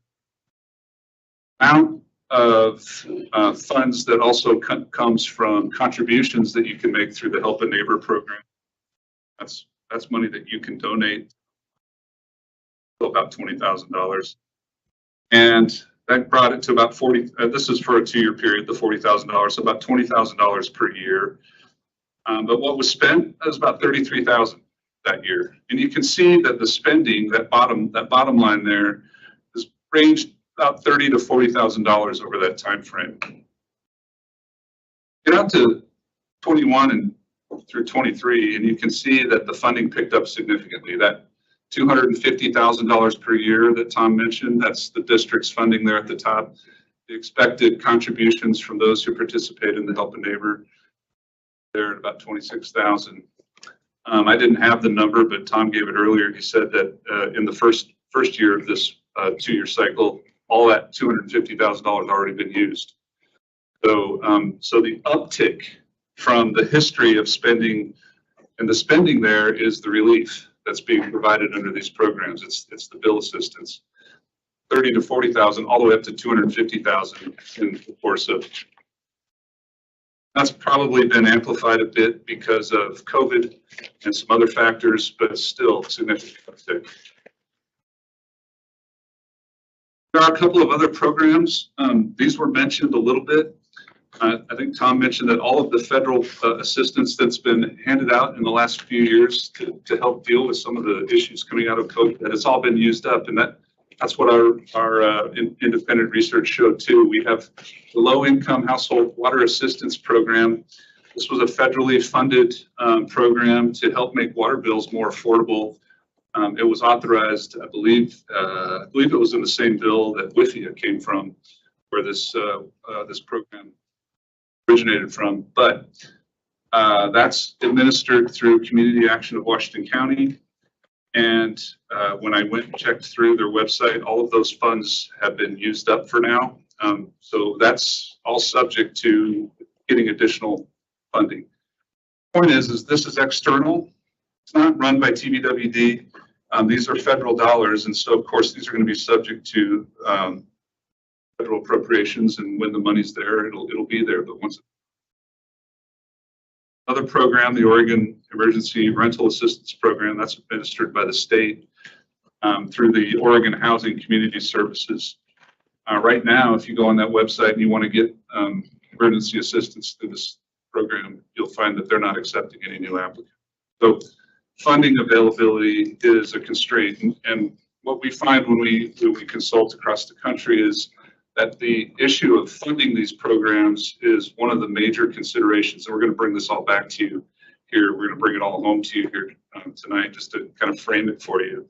But over the course of the next couple of workshops, this is one of the major things, themes that we're going to come back on is to the extent that you're going to have another kind of program, one of the big questions you'll have to answer is how do we pay for it? Who pays? I think you'll enjoy this. There's different kinds and flavors and shapes of these programs if you look around nationally. Now, TVWD does use a couple of these. I've mentioned them already, and I'll get to those here in order. The first kind of category of assistance program is what we just call bill discounts. So the way these things work is typically you're going to have to qualify a certain group of customers, usually based on income level. And then those who do qualify essentially get a discount on their bill. It's usually fixed by policy, some percentage, or maybe some dollar amount. And that amount just gets cut right off of their bill. It'll show right up on their billing statement, and they'll know that that's a bill discount program. The second one that's there are just flexible terms, and TVWD does use this particular category. They have the flexible pay plan and the equal pay. And basically that just allows you to make different arrangements for paying your bill. And that's exactly what TVWD. There is a category out there that we just call rate structures. And it's similar to a bill discount. The difference here is that once you qualify a group of people, usually based on income, there is a different rate structure that applies to them. So you'll have a residential rate schedule that's approved by the board, for example, and you might have another rate structure that applies to the income qualified.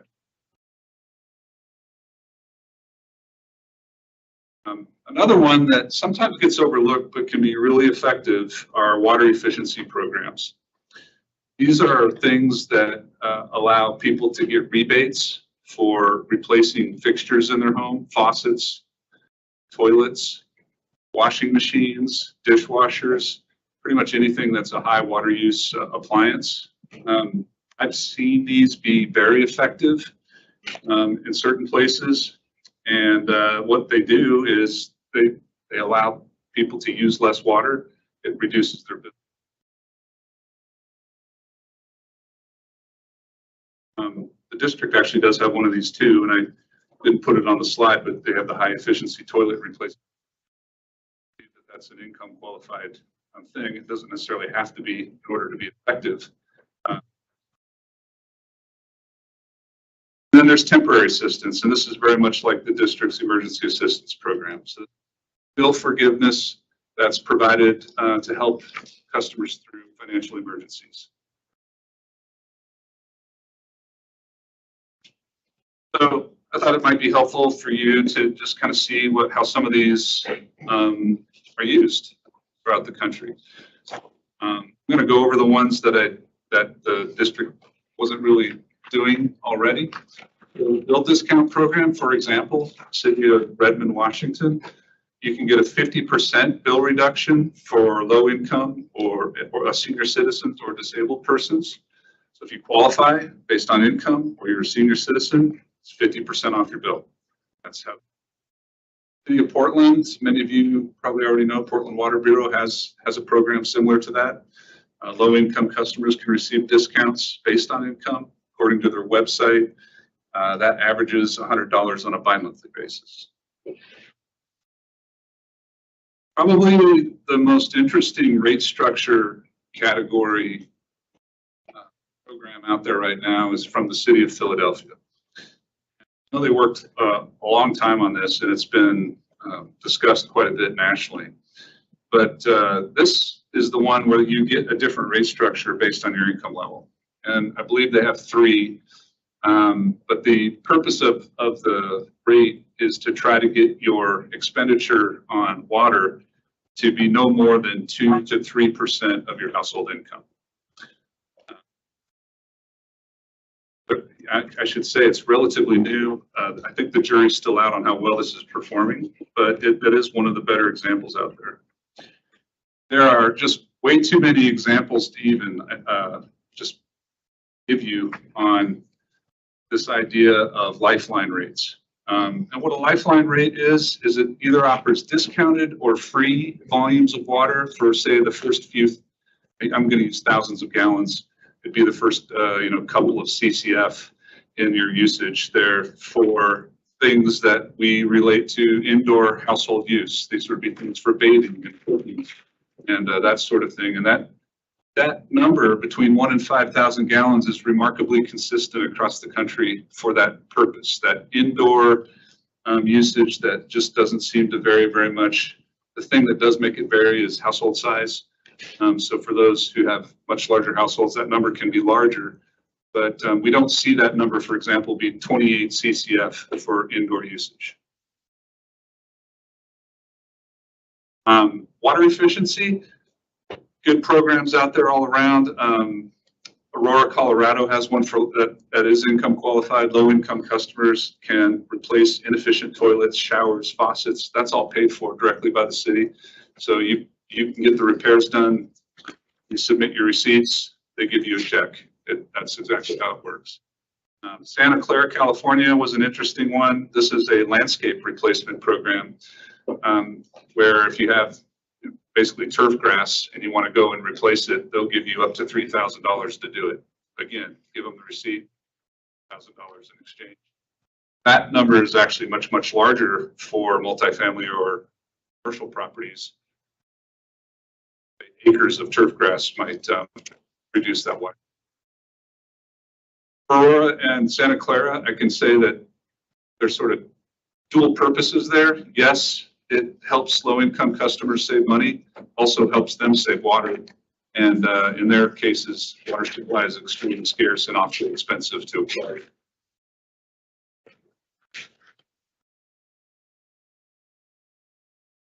Right. So through all of this, and as you're going into the next workshop coming up next month, you're going to start grappling with some of the really key considerations whenever anybody's looking at these kinds of programs for their utility. And one of them, these are in no particular order, but one of them, as I mentioned before, is funding. So how do you pay for these programs? So one of the things to keep in mind is we can discount the bills, if you want to go with the bill discount type approach, but nothing is going to happen with the costs. As Tom was pointing out, is that these costs are almost entirely fixed. So if we're going to discount the bills, which we can do, the cost didn't go anywhere. There's still a revenue required. And so that has to be made up for by others in the customers. So there's going to be a trade-off there that you're going to need to grapple with, and you're going to. So there will be an impact to some other ratepayers from that. One of the other big ones is who qualifies. There's typically a line that's going to be drawn here, and you kind of see it with the emergency assistance program.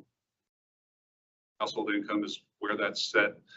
If you go and you look at all of the different programs that are out there, you'll find different levels of qualification. It's all kind of community based. It's oftentimes in a setting just like this where people sit around and consider where should that line really be, but it tends to be sort of a bright line that says under here you're going to be qualified and over here you're not going to be qualified. And tough, you're going to have to be able to set. But in the process of qualifying folks, keep in mind that utilities struggle with this. Most of them really aren't equipped to do things like income verification on their own. Most of them rely on third-party verification, things like SNAP or similar. So if you come in and you're already part of one of those other social programs,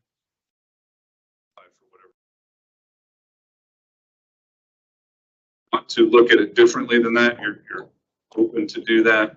It's just something to keep.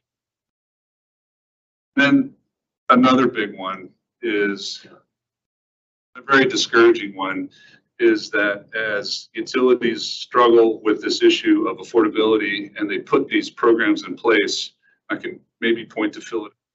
They put a lot of time and effort into coming up with that income. And all the accounts so far are telling us that the participation rate on that is extremely low. That's been the case nationally for just about every program you can point to. Is good as the intention is. And I got to say, one of the great things about working in the water industry, as long as I have, 99.99% of the time, a group of people just like you, managers just like these, great things for their community. Programs in place, coming from the right place. Still have the issue that you were trying to solve because you can't quite get people to come in the door and just get them in the system so that we can do something. And it's tough. I mean, besides promoting it, I just don't, it just doesn't. Most of them don't come in and do. So where is this all going to take us? Well, we're going to have some goals here. The goals are to reliably provide the service and the quality of the water and the customer service to the community, with the objective being to help everyone get access to that water, even those who might not be able to afford it, who have financial needs. Got to figure out a way to pay for it. We got to figure out who qualifies and how to make sure that the participation level, basically to make the water affordable for customers in the district, especially for them.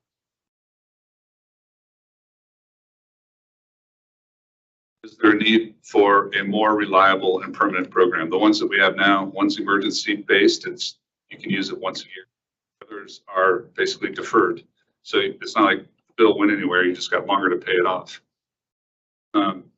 How should it be funded? We've mentioned that. What are the eligibility qualifications? And some ideas on how to implement it. You know, would see a program like that out. Some things.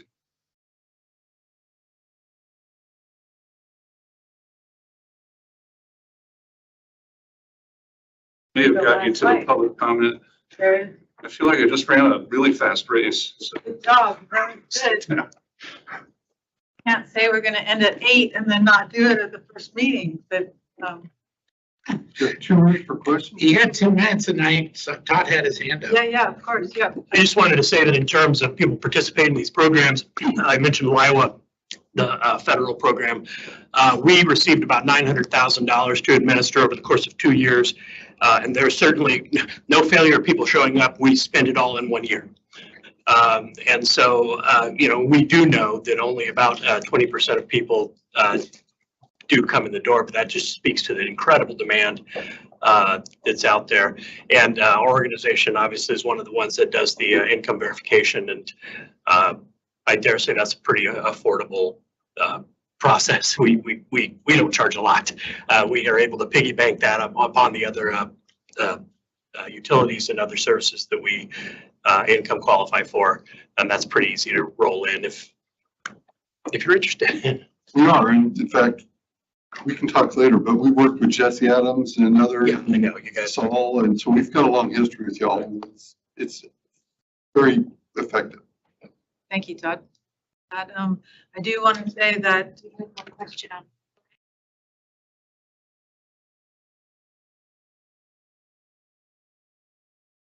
going to stand up so people online can hear you. I think we may want to just talk about what happened here at TVWD. Well, I just want to make sure. Short answer is yes, and that's probably. Short answer, okay. Yeah. So when we had the CARES Act dollars, working with community action, we pushed, and we got above the 20%, and Saul, who was our contact there, Andrew, where we get 25%? 28. I think we were, yeah. 28. Highest in the county. And that was knocking on doors, calling people, door hangers and everything else, trying to get people to participate. So marketing does help. I do want to say that tonight's meeting was, you have a lot of information tonight, and the meetings moving forward is going to be all of you participating at a much higher level.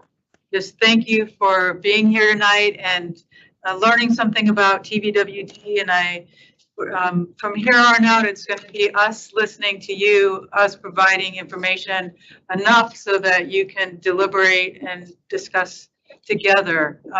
Anyway, your perspectives are very important to the board. Thank you for tonight. And we adjourn, but Tom is here, and Paul, and Jason, and Andrea is here. If there's any questions that you have, you can't leave for home unless Tom or Paul can answer a question for you. So thank you very much. We're adjourned. And if you can't answer it tonight, it's a great stuff.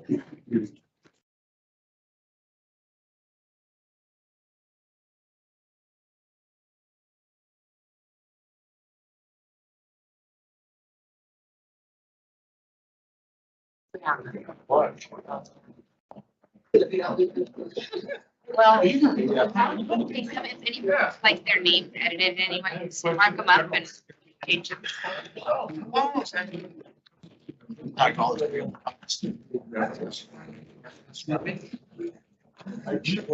Next month.